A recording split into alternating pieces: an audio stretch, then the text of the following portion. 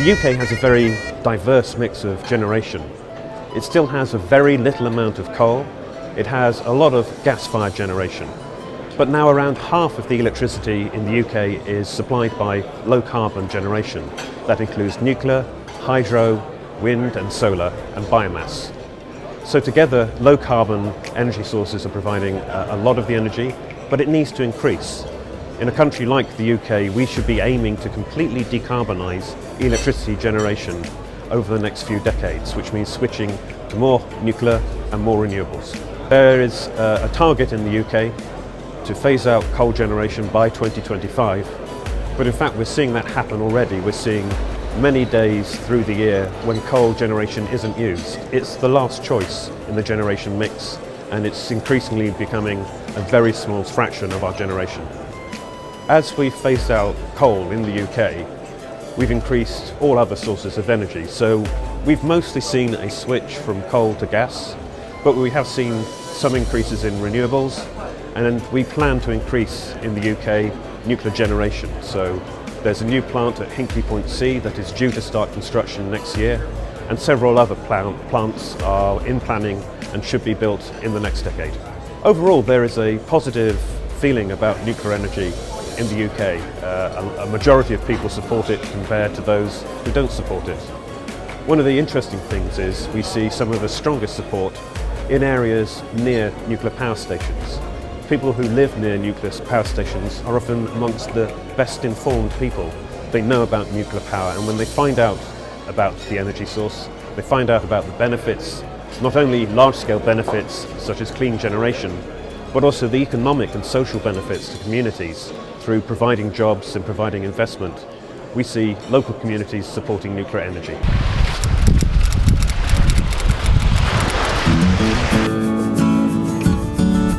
Well, I feel like it does provide a lot of opportunities for people and the surrounding area, including Sizewell and Plaiston and even further. Like, a lot of my dad works there, and he has a lot of friends who come from maybe like an hour's drive away to work, so it opens up lots of opportunities. Well, it's a stable electricity source for now, because obviously fossil fuels are running low, and for now it is a energy that we can use until we find new renewable energy. Well, we have a lot of visitors come here and also see the visitor centre at this power station, so that also brings customers in for us. So we have good business from the beach and also the power station. So I think it's quite good. It can be a bit of a tourist attraction. People love taking photographs of it, and yeah.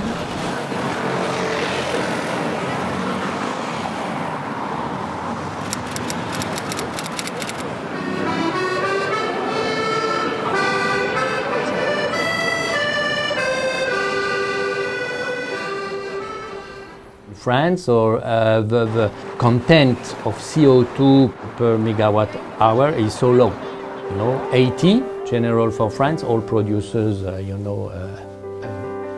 counted, and EDF itself, with our because we have mainly nuclear, hydro and renewable, we reach with very low level of 20 grams.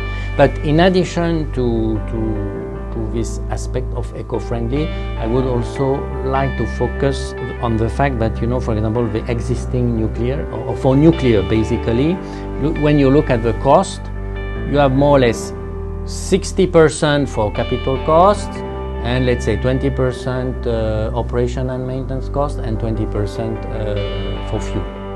And what is very important, the variable cost, is only the uranium basically that we have to buy outside. And this represents 5%. So meaning, thanks to nuclear, you have a very high level of guarantee in terms of stability of your price. Because even if uranium tomorrow, let's suppose the countries selling uranium, they decide to double, triple and so on, well, this is 5%. It's not going to change the economy and the competitiveness of nuclear. When you look, for example, a gas power plant, the gas portion, the fuel portion is 70–75%, and the capital cost and O&M costs are much lower. So let's suppose there is a big international crisis in Middle East or somewhere else. if they decide to double or triple the price of gas, immediately you see that your price will change.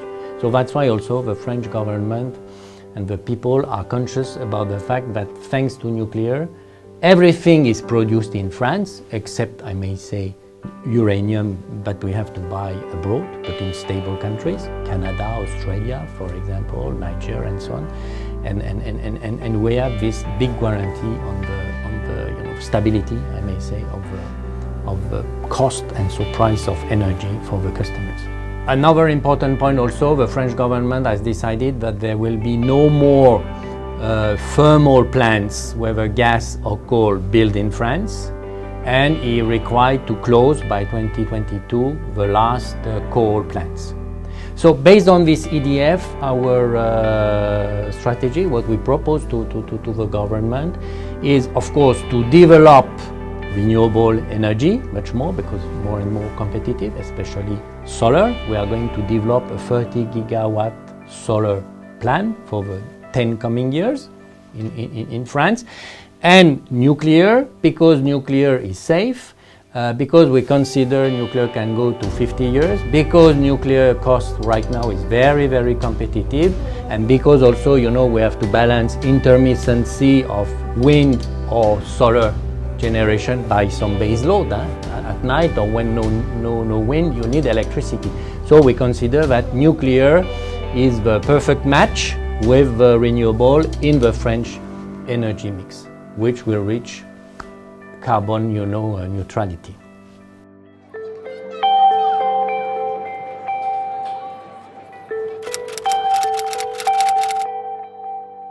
We definitely have a great knowledge and experience in the nuclear sector, and we can now export as we did in the past. Nuclear industry, I think it's one of the main pillars of the country, with agriculture, tourism, and also with planes construction. So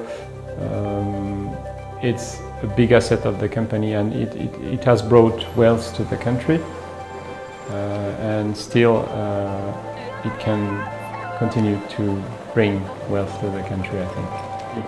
It has brought competitiveness, and because with this low price of electricity, and it has helped many industry to set in France and to develop in France.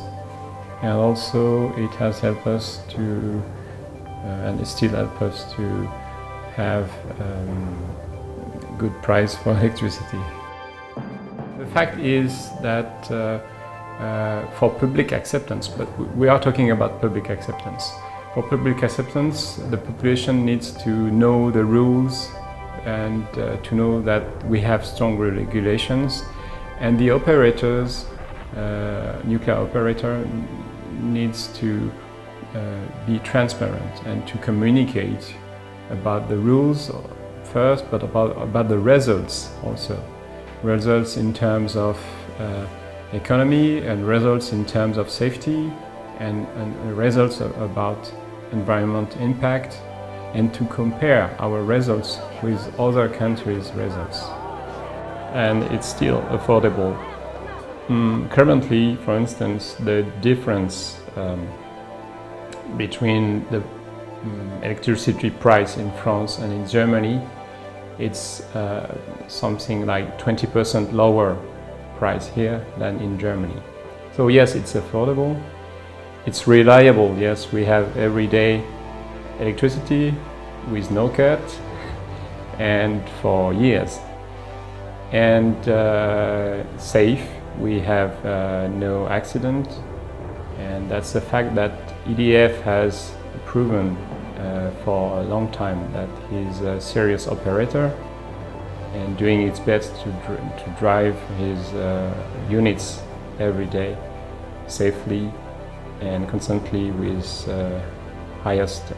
by paying respect to the highest standards.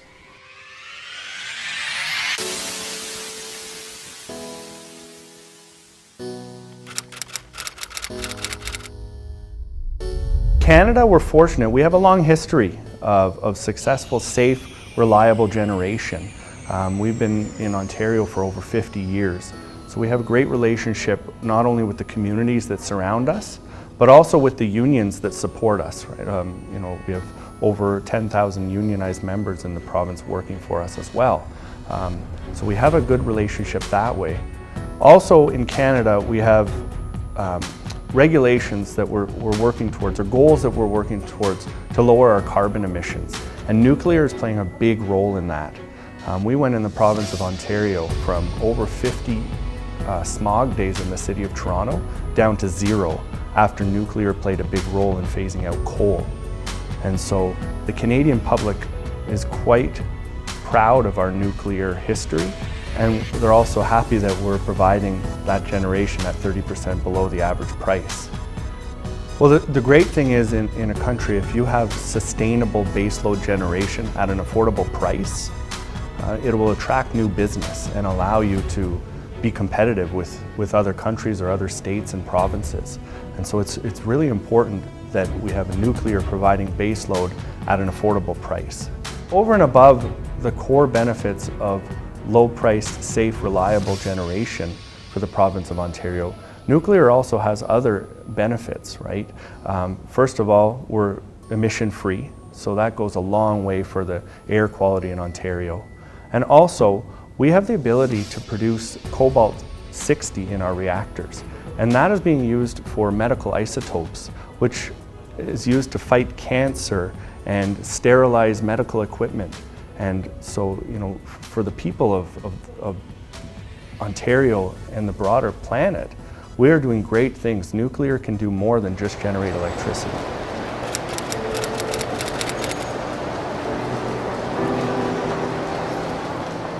Even in Fukushima, you know, the Japanese have always been very good at designing, at the seismic design. Fukushima, the seismic impact on the plant was nothing, minimal, nothing. It was a tsunami that destroyed everything. So it can be done. I mean, if you're serious about it. There were big mistakes made in Fukushima, you know, having the diesels at the bottom and so on, because they didn't consider the tsunami. But in terms of seismic, I think it performed remarkably well. And that was a very strong earthquake. The fact that it happened in Japan, which is a very technologically advanced country, enhanced this perception, because if it can happen in Japan, can you imagine how it can happen in other countries that are not as technologically advanced? So perceptions is a major issue here. And I must say that communication to the public is very critical to perceptions. To say that a plant is safe is black and white, but the safety is not black and white.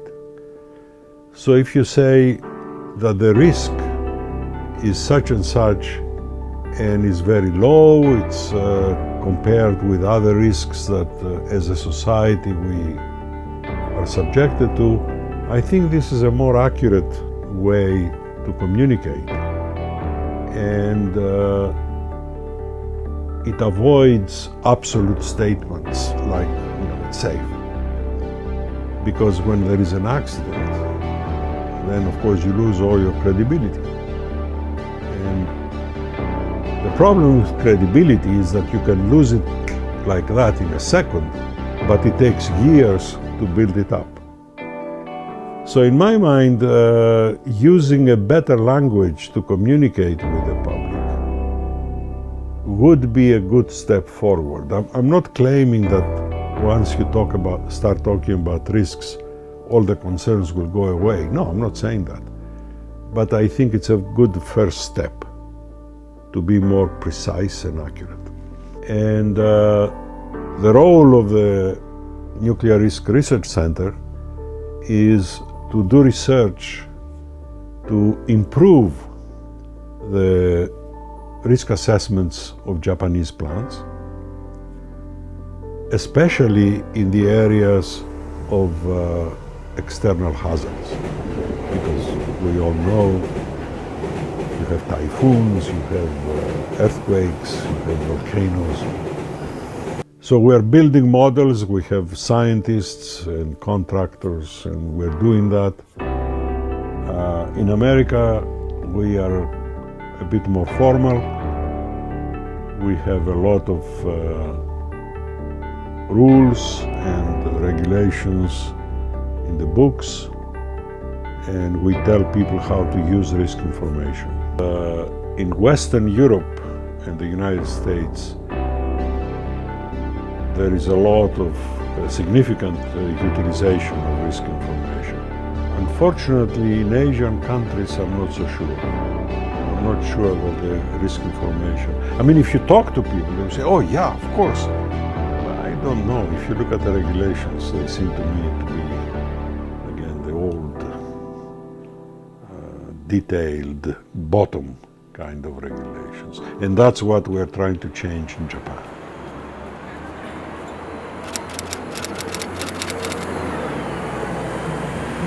香港公众对那个核方面这个安全这个担忧其实是很少的，一直到那个2011年，大家都知道这个福岛核事故以后，重新引起这个居民的这个核安全这个担忧。可以说，大家都知道香港这个土地是很贵重的这个资源，到底我们香港所谓1000平方公里这个地方，到底有多少土地能拿出来做这个风电能？ 到底有多少土地能拿出来做那个太阳能？我觉得这个问题大家应该要认识到，这一方面的资源，其实在香港、在台湾来说可能是很有限。但是我们对那个电力的需求其实一直都在增加。就算是香港这么成熟的这个经济，我们已经没有太多的这个制造业了，一般都是我们商业跟居民的用电。但是我们每年其实还是有这个电力供应的这个需求这个增长。到底我们将来怎么满足大家对电力需求的这个增长？我觉得核能这个是一个选择题，不是一个是非题。所谓是非题，就是大家用不用核能？ 选择题其实是把那个核能放在一个电力供应方面来考量，就是一个环保，一个是稳定，一个是那个经济，这上面进行比较，最后做一个选择。If we don't use nuclear, what do we use? We can have a choice. Hook up to the China power grid, get power from China with unknown sources. People keep thinking that they can just buy power from hydro. They can buy power from natural gas. You don't really know what that power coming from.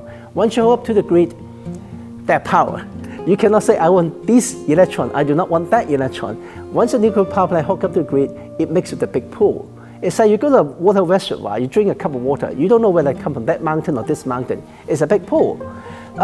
If we don't use nuclear, what are our choices? We immediately see that power bill will go up because nuclear so far is still relatively cheaper. We will see that pollution is not going to be controlled. We'll see we have more carbon dioxide coming out. So when people try to fight global warming, they will have a difficult time. Can we increase nuclear power? Very difficult, because China is also very power hungry. Right now, they're about 2 to 3% of power generated in China using nuclear.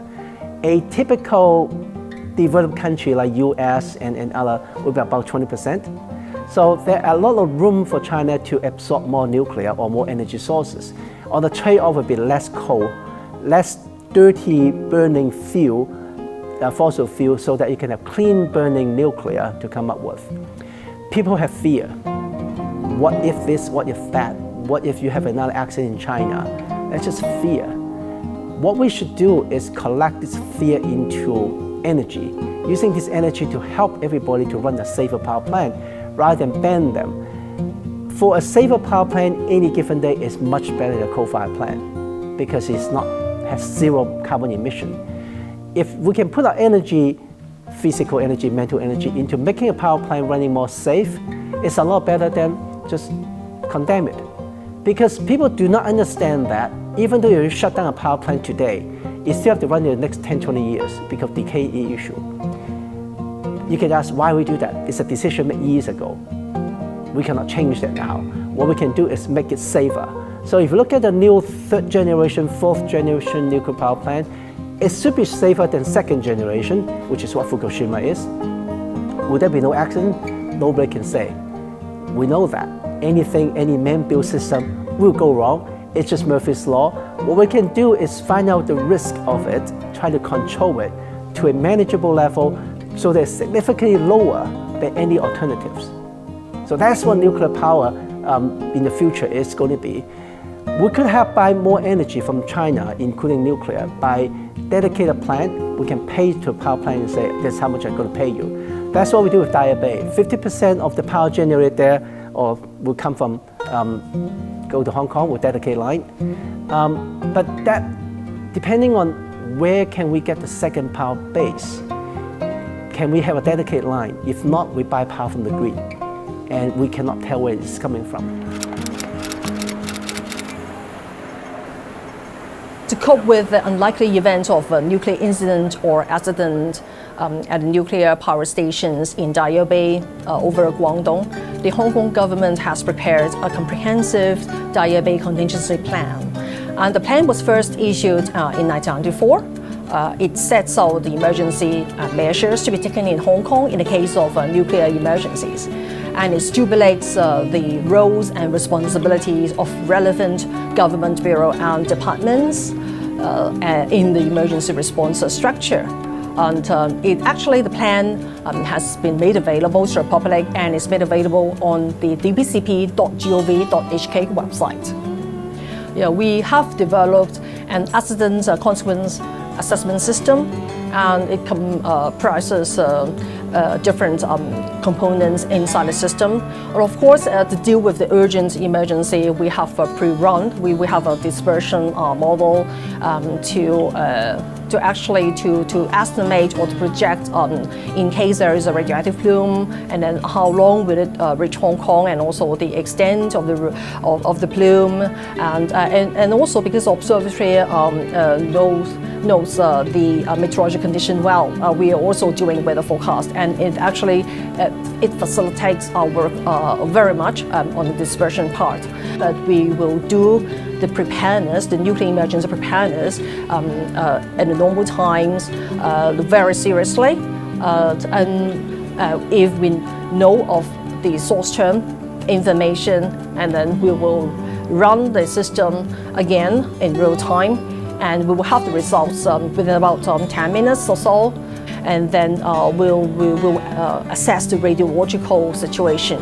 Basically, we will project the effective dose and also the equivalent dose in infrared for the first 7 days, and according to the generic criteria, we will give necessary advice on countermeasures, for example, evacuation, sheltering, or even thyroid blocking. As for the health impacts, we will also get views from the Department of Health before we give the recommendations to the Security Bureau.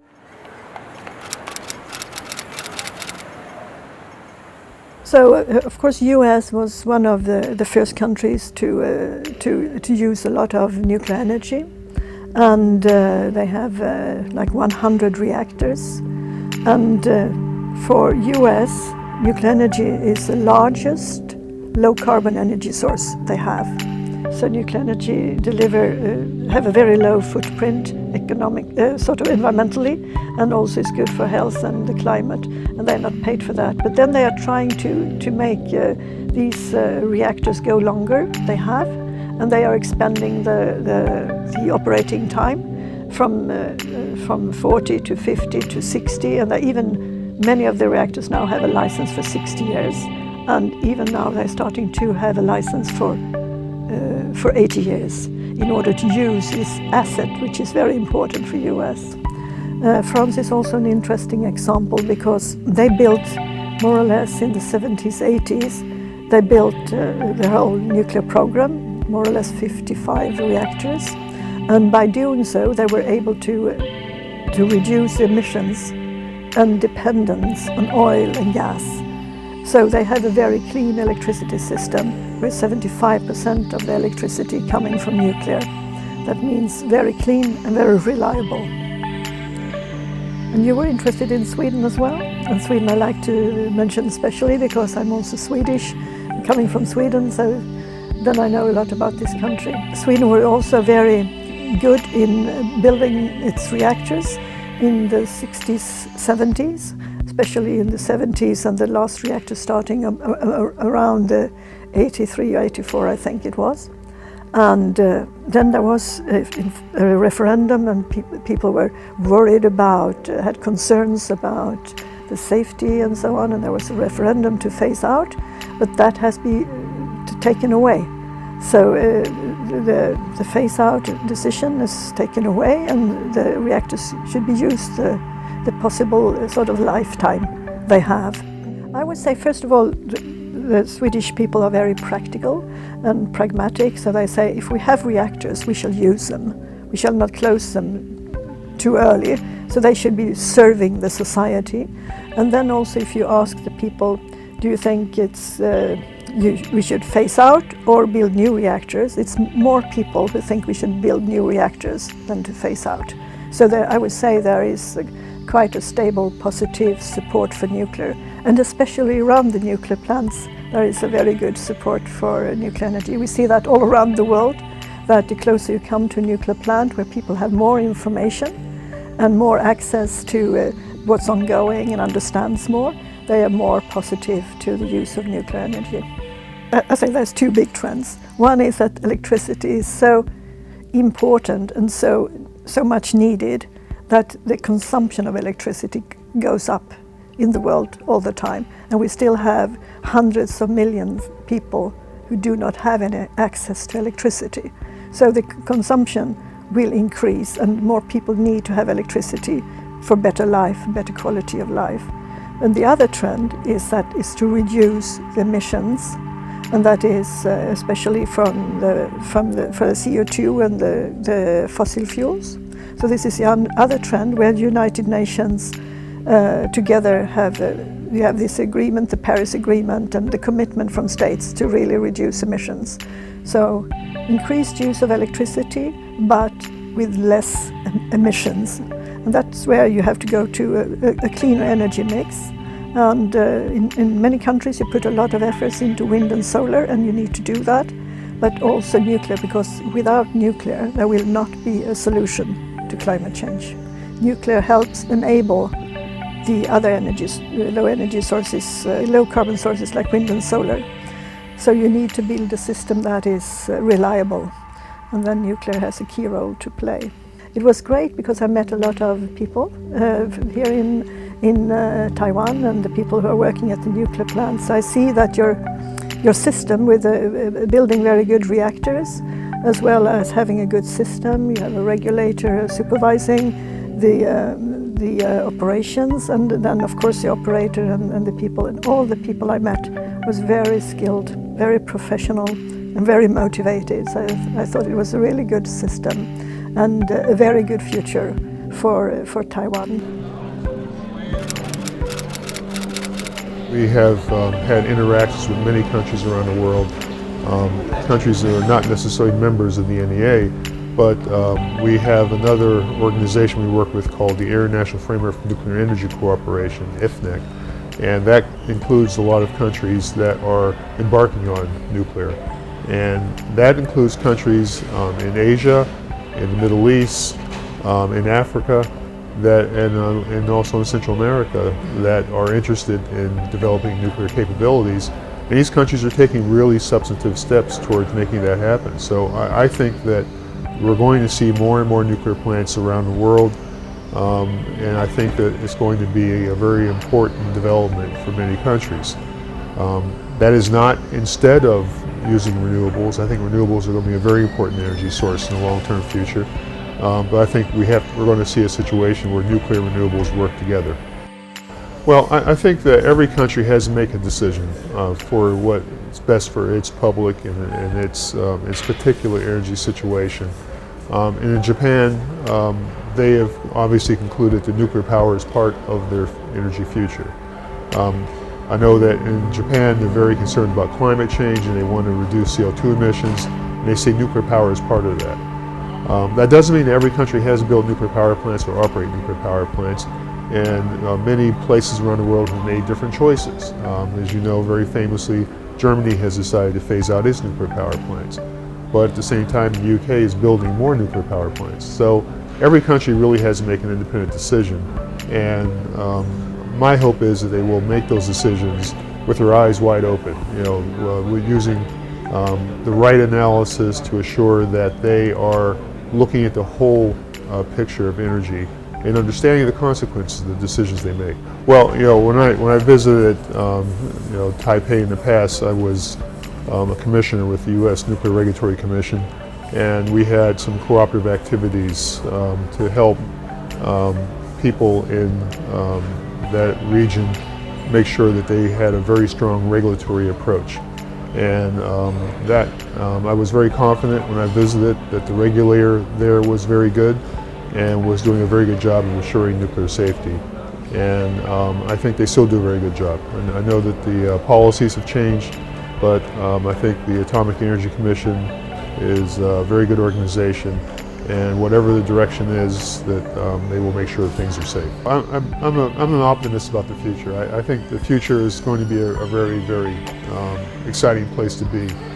And I think that Generation 4 technologies could very well be a big part of that future.